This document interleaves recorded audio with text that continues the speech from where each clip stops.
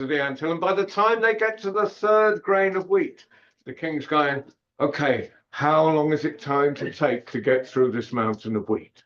About a year, Your Majesty. We'll come back in a year. Came back in a year. The last grain of wheat was taken. And behind the mountain of wheat was a mountain of rice. Well, by the time they got to the third grain of rice, the king is saying, how long is it going to take to get through this mountain of rice? About a year, Your Majesty. We'll come back in a year. And a year goes by, and back in the last grain of rice, he's taken back to the anthill. And behind the mountain of rice is a mountain of lentils. The king said, hold on, hold on. How long is this going to take? About a year, Your Majesty. We'll come back in here, and before I do that, say a storyteller. I want to marry your daughter. And the king said, that's not fair. And the storyteller looked up at the heads around on spikes around the Cosmo and said, do you think that was fair? And the king said, you got a point. So he was allowed to marry the king's daughter, and to tell you, it wasn't, you know, he was a good looking lad, so I said, you know, she was quite happy. And so the year went by, and by this time the king's daughter had had a baby son. Can I have an the king said, when he came back in the year, I think you've won, because it would never do to kill the father of my grace. And they lived happily in that castle, actually, that one next door.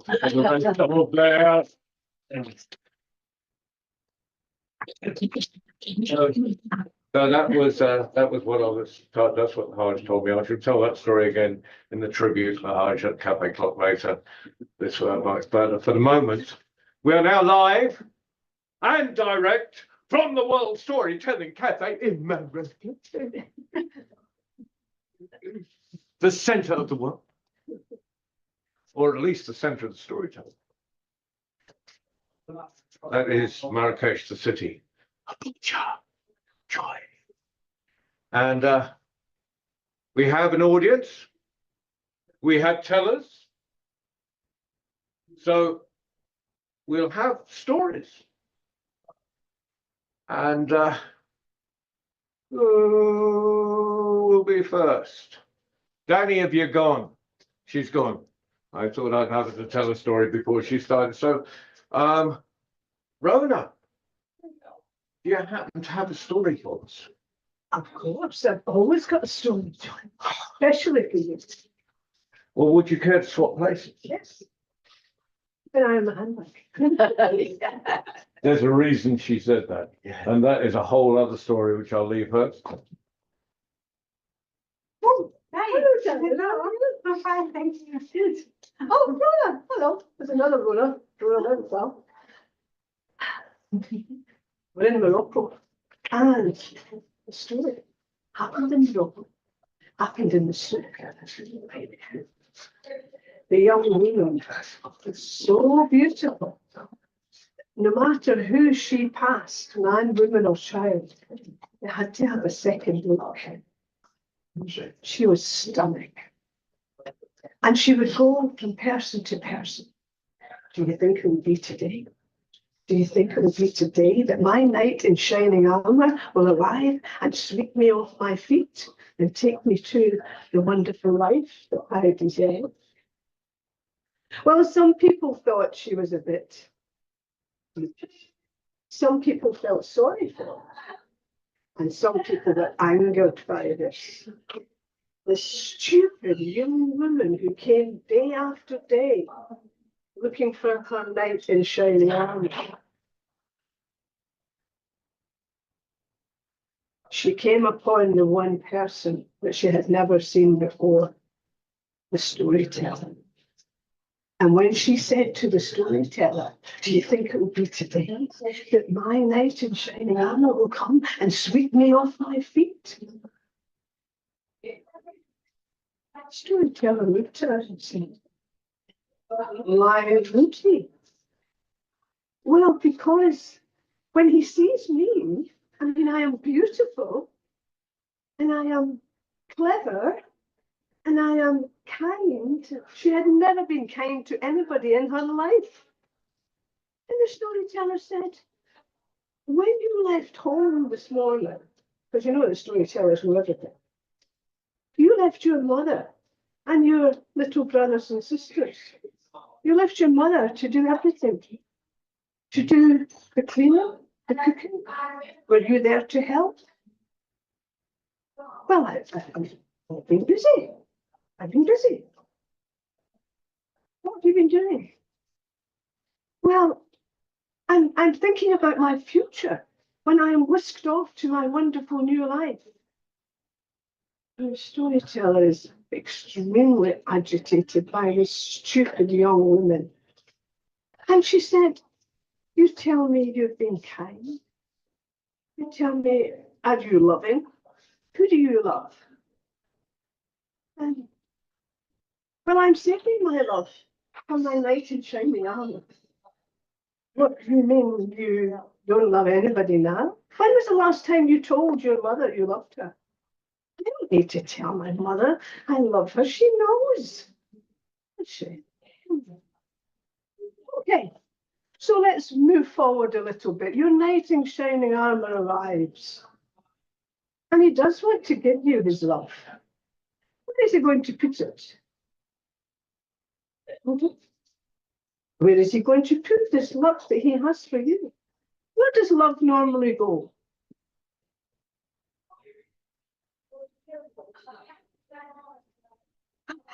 Almost got it. In your heart, of course, you stupid girl. She had had enough by this time. But my heart. Oh, yes. My heart. You see, my heart is perfect. And she pulled back her blouse. And sure enough, her heart was exposed. And it was pink, pulsating, perfect. Oh, child, you think that that's a perfect heart? It's never been used. What do you mean?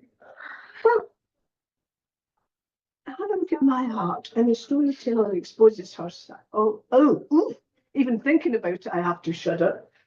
It's purple and blue and black, and it's got lumps and bumps and bits sticking out and bits sticking in. Oh, the girl is horrified. Oh no, that's not right. And she said, well, this is because I give my heart to somebody. Stop it. And they give me a piece. And I put it in. So where are you going to put your knight in shining armor's love? When he gives you some love, where is it going to go? Oh, I see. Can I give you a piece of my heart? And the storyteller said, why would you want to give me a piece of your heart? You don't even know me. Oh, but I do now, she said. And you've just taught me a very valuable lesson. I have to give a piece of my heart before I can have a piece of somebody else's. She said, yes, you do. And I will take a piece of your heart because I think you need love more than anybody I have ever met. And I will give you a piece of mine. And she did. Did that young woman ever find her knight in shining armor? Well, that, my dears, is another story for another time.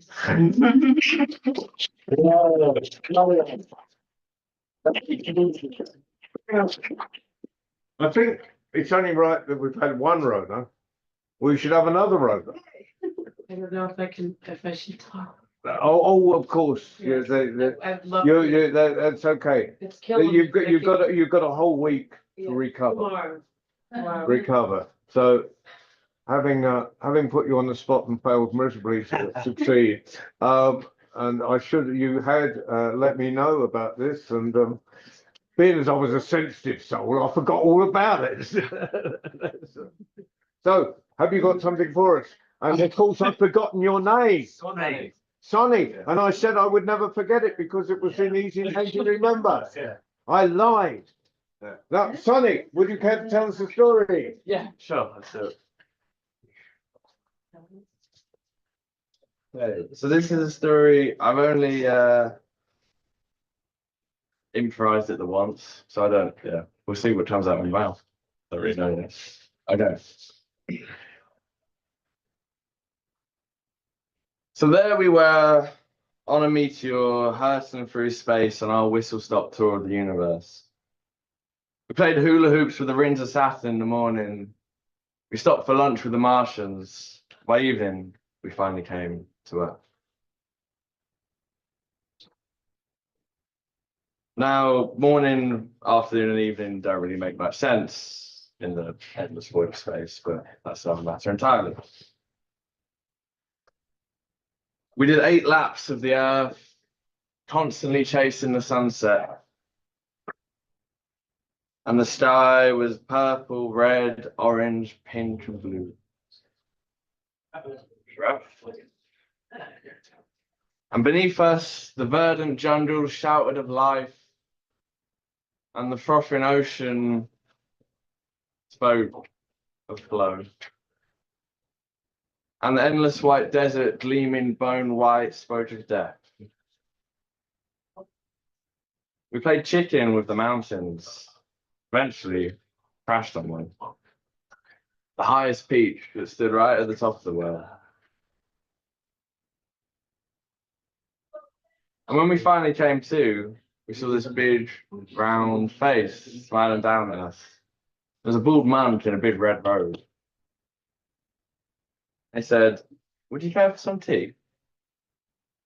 So we sat down and we had some tea with the monk. And he asked us where we were going. And we said, "We're off to see everything. We're here to see the entire universe." And he asked us when we asked him what he was doing, he said, "Nothing. I'm not going anywhere."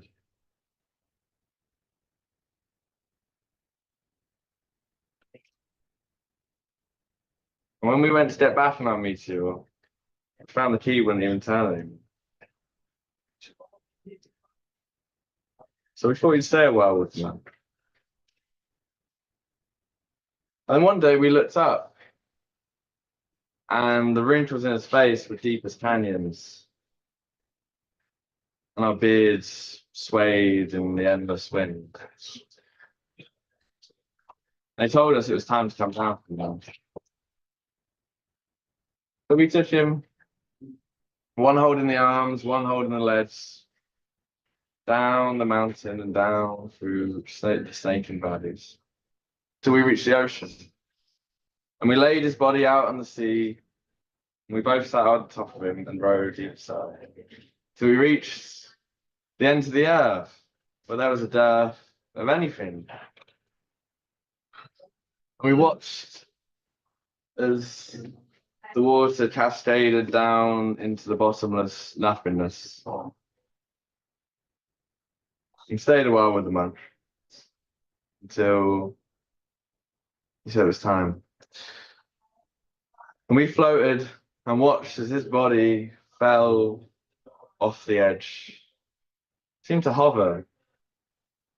And as he fell, he shouted back at us one last time, "The world belongs to those who let go."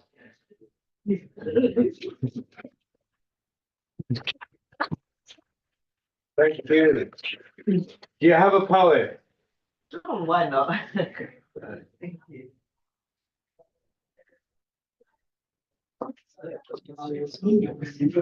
Not at all.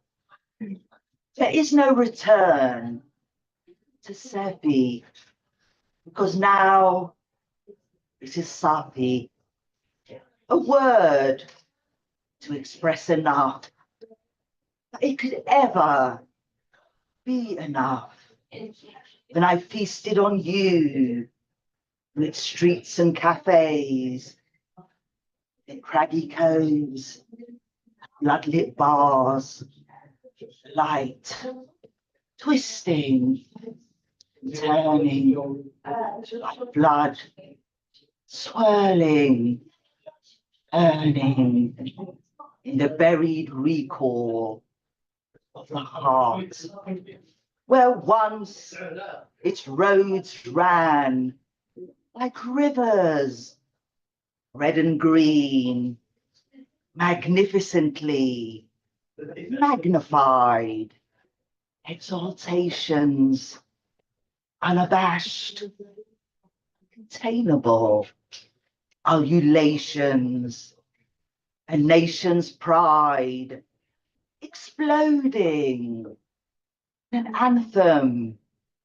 bellowing beeps, making moon eyes over the seafood platter, smiling as we snuck the cat, a prawn, riding the glorious crest, that dawn, the richness, comfort, making us fatter.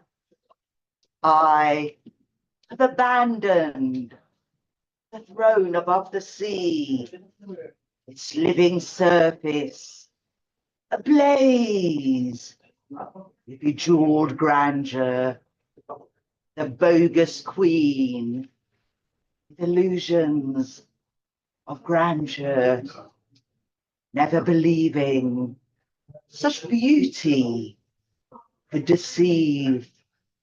I will not return to your hopeless dream, which trespassed its hope on the heart and dared me to aspire to the stars as the heavens fell apart at the seams. I will not stroll on her dazzling beaches. You gently cupped, kissed my hand, where my name lays buried in the sand. The breeze carrying away hope's pieces. I will erase you from all maps that lead to you.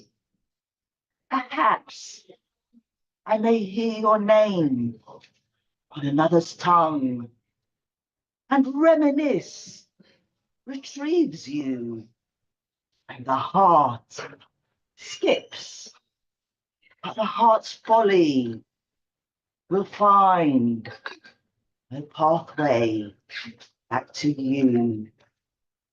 Thank you. John.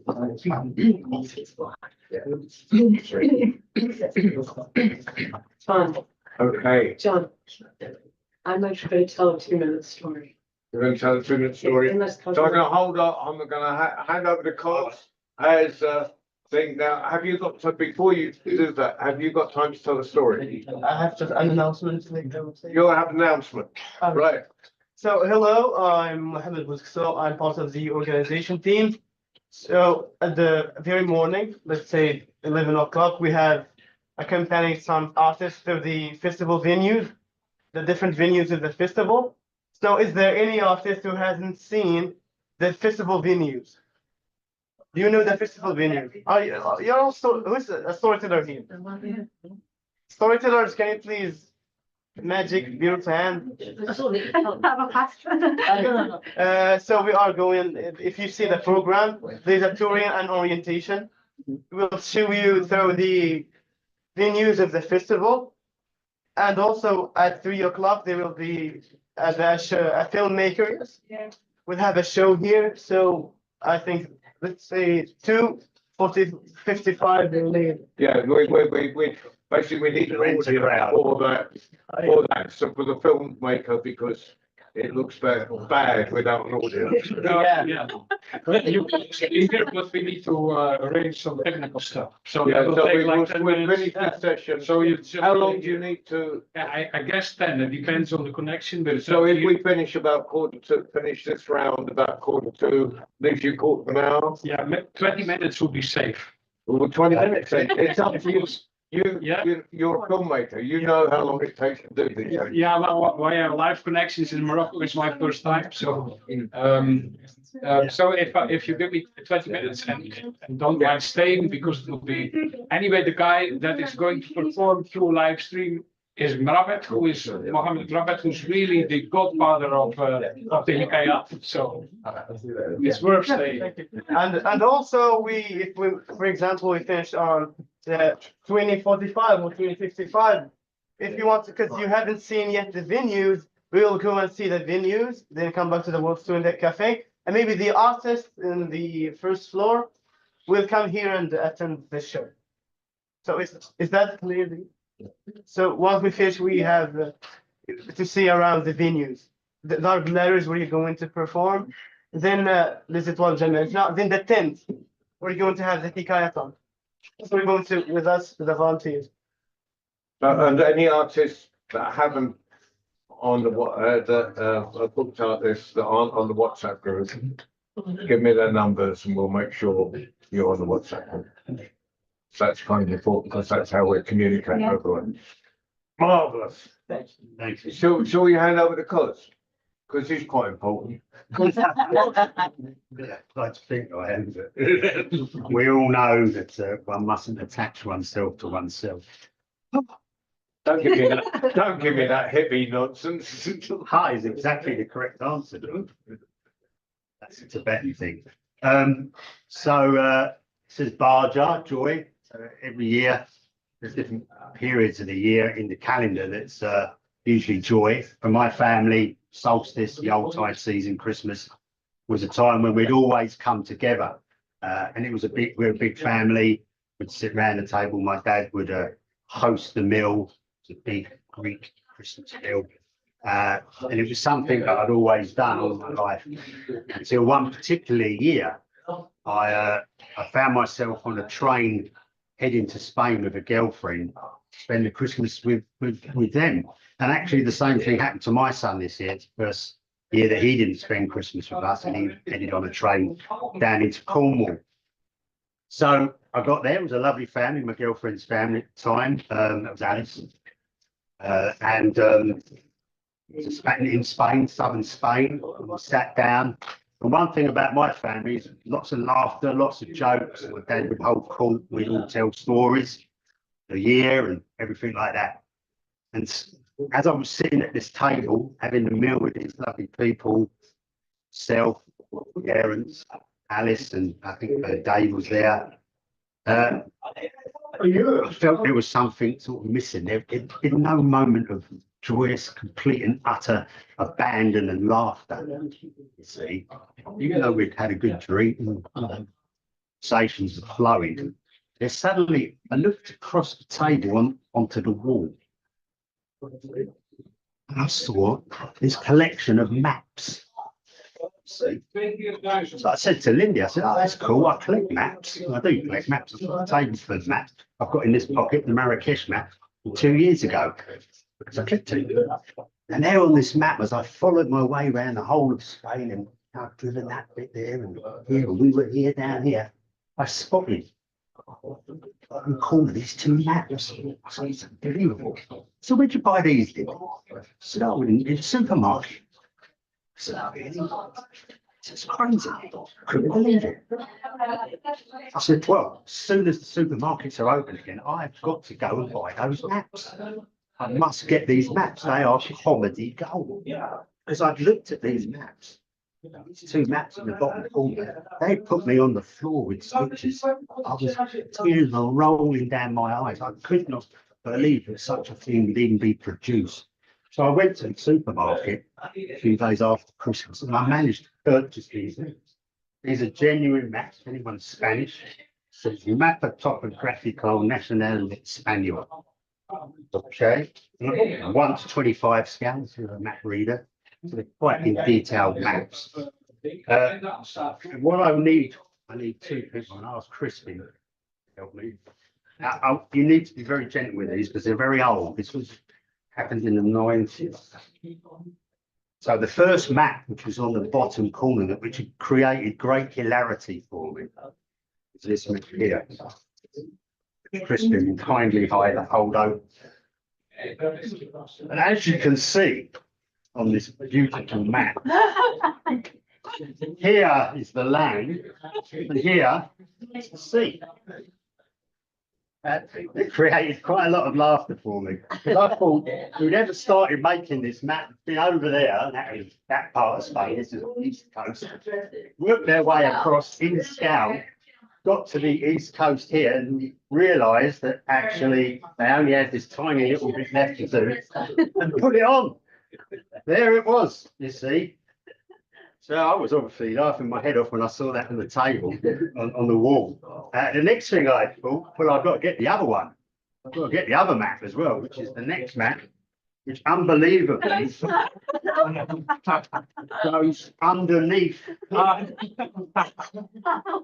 And there it is, a piece of land, part of Spain, OS maps, and there is the sea.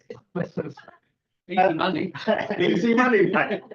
And that's one bit of joy for you guys to share that moment with me from all those years ago. I'm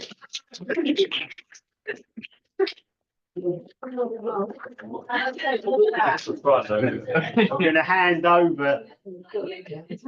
Who was next? But there's no one next, so Who would like to Oh, yeah, tell us? Rona's going to come Rona had and 2 minutes. give us 2 minutes. Thank you, Rona.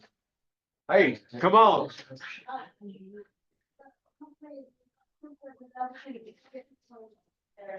Still getting my voice back. So you're gonna have to leave me. So I'm from the US, Massachusetts. And I grew up outside of Boston. And at one point in my life, I worked in Boston proper. And like a lot of people who work in the city, I would often go to lunch. And one day I was going out to lunch with my friend Susan. We were walking down the street. All you have to do is walk out into the Medina, and you know that if you're in a city, lots of noise. Boston, lots of cars, honking horns, tires screeching, people talking, laughing, heels on the sidewalks, lots of noise. And as I'm walking down the street with my friend Susan, she turns to me and she says, I hear a cricket. A cricket's a little insect that rubs its wings together and makes this chirping noise. And I said to her, that's crazy, Susan. You couldn't possibly hear a cricket with all this noise. She goes, no, really, I did. Come, I'll show you. And she takes me across the street. She shows me this big cement planter where trees grow out of in the city. And amongst all the dead leaf litter down at the bottom of the tree, she shows me a cricket. I said, Susan, that's incredible. How did you possibly do that? You must have some superhuman hearing or something. So there's no really, my hearing's the same as yours. I say, come on, Susan, what's your secret? She goes, no, I don't have any secrets. She says, watch, I'll show you. She reaches into her pocket and she takes out some coins and she throws them on the sidewalk.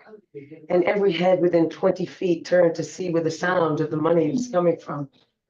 He said, see, all a matter of what you're listening for. Do we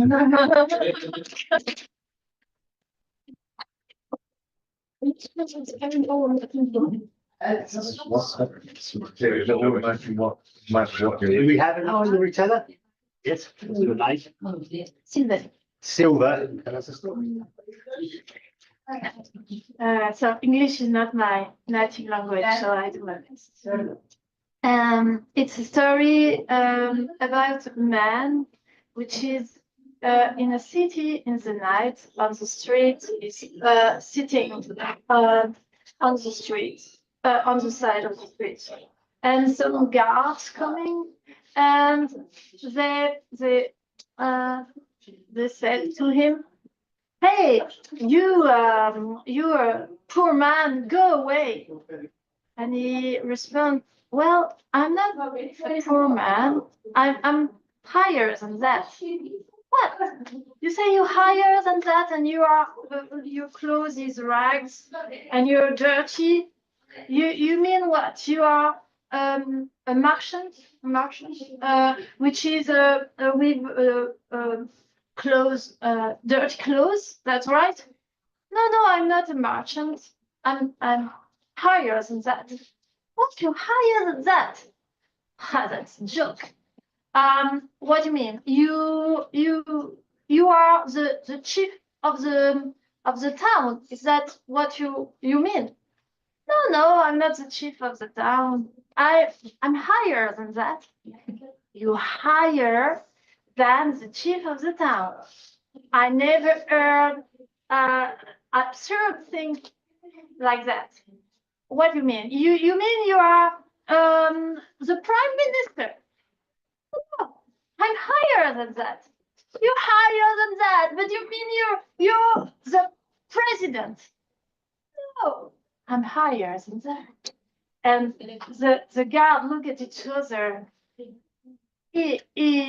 Comment dire se moquer? Is my English is not coming. Well, so you mean that you are God? No, I'm not good. I'm higher than that. So what? This is impossible. There is nothing which is higher than God. That's right. I'm nothing.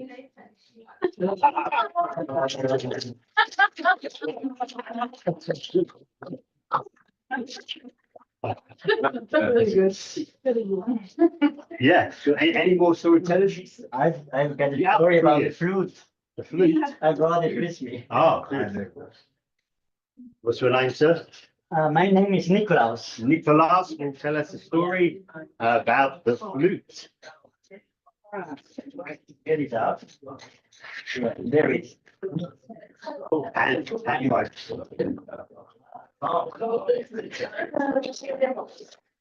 Long ago in the Greek forest, but it wasn't even the Greek forest, it was the forest just all over the world. And there was Pan, this god who had created the forest. And Pan was a joyful god. He really loved his forest and he enjoyed the colors. Each part of the year there was different colors. Orange, green, violet. And he was wondering about it. He listened to the bird concerts. And even the birds were adding more colors to it. The smell of the moss. Trees. He liked it. He was sniffing and he suckling. And what he liked most was the leaves. He was a joyful guy, and he really wanted to go for that. He was looking between the branches of the trees, and there was the nymphs making bath. And all of a sudden, he turned around, he heard a noise, and there was Syrinx was passing by. Syrinx is the most beautiful of the nymphs. And he was just in love, he was just like a electric shock through himself. And he was so falling in love that he forgot all about his horrible aspect. He was sort of getting horns, a tail, what is it called for the goat, yeah. So he's half down, he was and from here to up there, he was not. He was smelling horrible. So when he moved towards you, he said, she's not real. She's not real. Not at all falling in love with him. But Pan with his feet. He was much quicker on the way than Syrinx with her little feet, back feet. And it was the thorns and stones and so he came closer and closer and closer and closer. And she also felt the hot breath of the monster on her neck. And she arrived in front of a huge river. She couldn't swim, but she had magic. So she transformed into Rosso cane. This one. Bamboo. Huh? No, it's not bamboo. It's yeah, the thing you make. Big grass, It's like reed. it's big. Reed, yeah, Yes. it's reed. So she was a beautiful swinging in the wind. And Pan he arrived, he didn't understand anything. Where is she gone?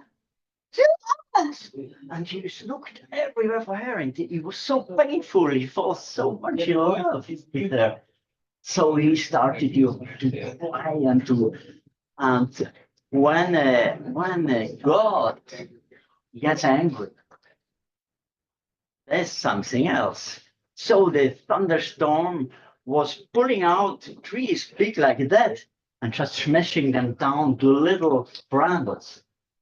And 3 days, 3 nights, the thunderstorm was going on, and the earthquake and the volcanoes was erupting. And then Pan fell asleep, exhausted. And when he wake up, he didn't understand anything. He just looked around. There was nothing left. And all of a sudden he understood.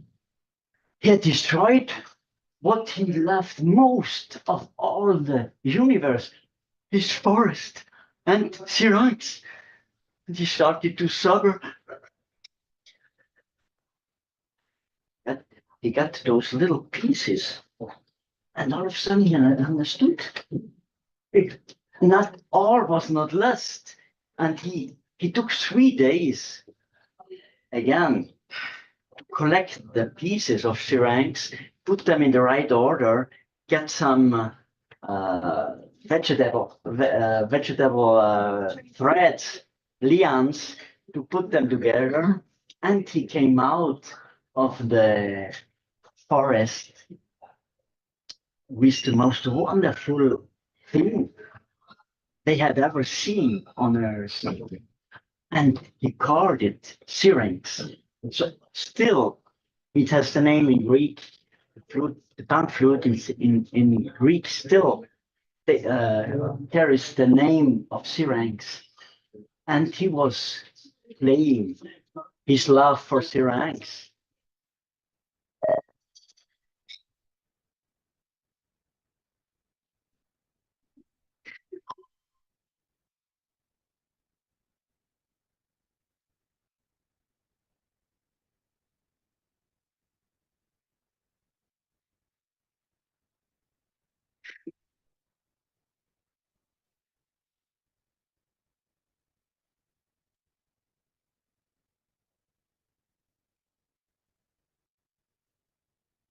And since this day, they never have been separated.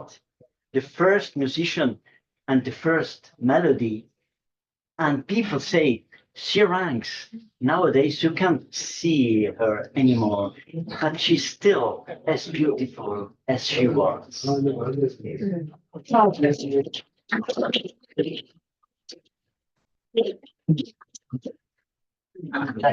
like the story? Yeah. Good. What's your name? Momo.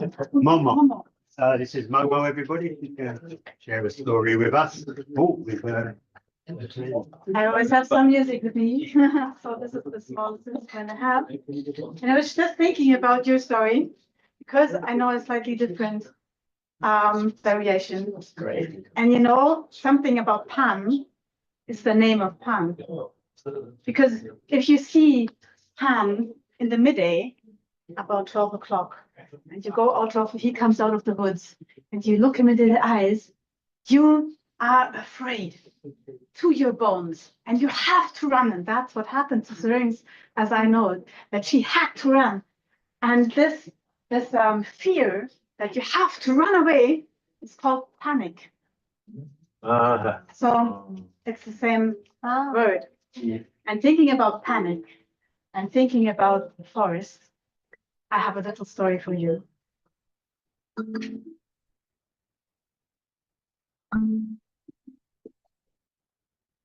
Do you know any location in the world where there are tigers and deers at the same time? India. India? It is? Oh, thank you. And there's, I think there's another place too. It's more in the north. What we're looking for? Tigers? No, tigers and deers. Burma? Like it's North China, can that be? Mongolia, yeah, something like that. So I heard about this story and I thought, oh, I can't imagine a place with a tiger and a deer. So I began to ask everybody around it, but there is. And I was having some research about the deers up in the north of China, and they get adult, but they have these white points on the back. You know that? And they have anchors. Is it anchors? Is the right word? So they have anchors, and they are very the tips are very sharp. Like I don't know how you say that. So this is the deer. And there was a deer in a forest, like Han. So I just had to take the story. And the deer in the forest, he was having his meal, eating grass. And then, as he was there, just in the sunlight between the trees, there came a young tiger. He was very young. And he didn't know much about deers or anything like me. And he came into the forest and he was like, oh, this smells yummy. I don't know this is a big animal. And he looks like that. I don't know if I can eat it. I should ask. Screaming, hey, you! What animal are you? And the deer looks at the tiger and he gets into panic. But you know, if you get into panic, you have three things you can do. You can run, you can play dead, freeze, or you can fight. And you can't do anything else. But this deer had 1 second before he fell into panic. And in this 1 second, he had an idea. He looked at the tiger. Oh, you don't know what animal? I'm a tiger deer. What should a tiger deer be? Well, look at this. You see my anchors? They are very sharp in them. And I put my head down and I'm going to hunt the tigers. And for every tiger I put onto my ankles, I get 1 point on the back. Oh my God, oh my God. Now he was in panic and he didn't have a second thought. So he ran and ran and ran and ran through the forest. And there was a fox. And the fox said, hey, what's wrong? Why are you running? Well, there's a tiger deer, and he's gonna help me, and I'm gonna get 1 of those points and back. And the fox said, what? There's no tiger deer. He's making fun of you. No, said the tiger. Oh yes, he's making fun of you. Let's go back. Let's go back, tiger. We will go back to the deer, and you will take 1 point, one side, and I'm gonna take the other side, so you count today, and we will share in the middle our meal. Okay? So they both went back. The tiger 1 side, the fox the other side, and the deer was there, and he was eating, and he was smelling like he was smelling the. He was going, oh, there's the tiger. Oh, there's the fox. And just before he fell into panic, he said, he looked at the fox, because he knew the fox. Oh, great fox that you're here. We're going to do the thing we were talking about. We're gonna share with the tiger. You get one side of the tiger and I'm gonna go take the other side of the tiger. The tiger looks at, the deer looks at the fox and at the tiger. I know, which one is, oh my God, you can think yourself. So, the tiger looks at both of them and he runs and runs and runs away as far as he could run.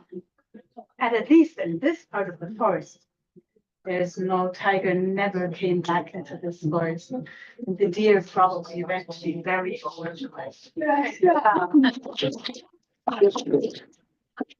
Thank you very much. And thank you all. Now we've got a little reorganization taking place here. I hand over, once they've stopped hugging each other, to my friend. We're about to have a hybrid session and we'll leave it to the filmmakers to tell the audience where they've got to be.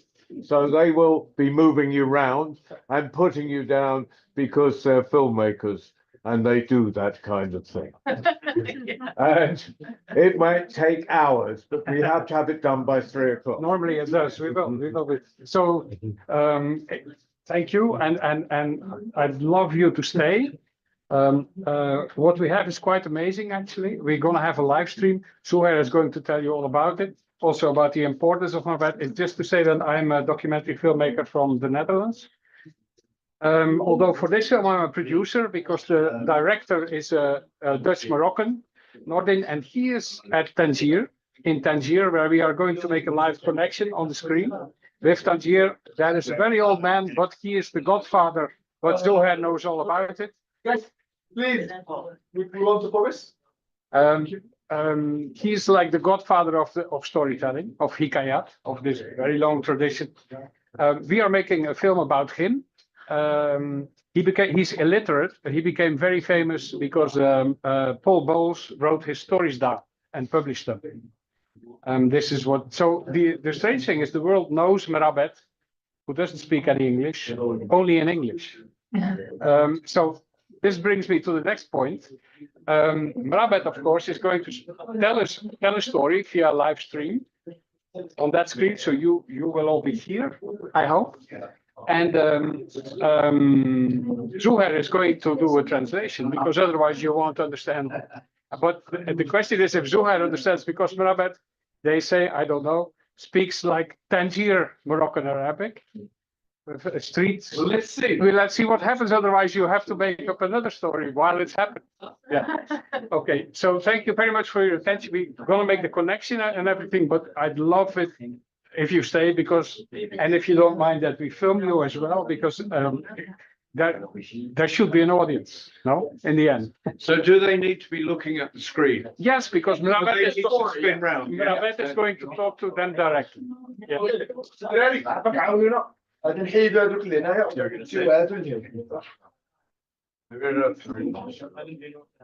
Moments. Yeah.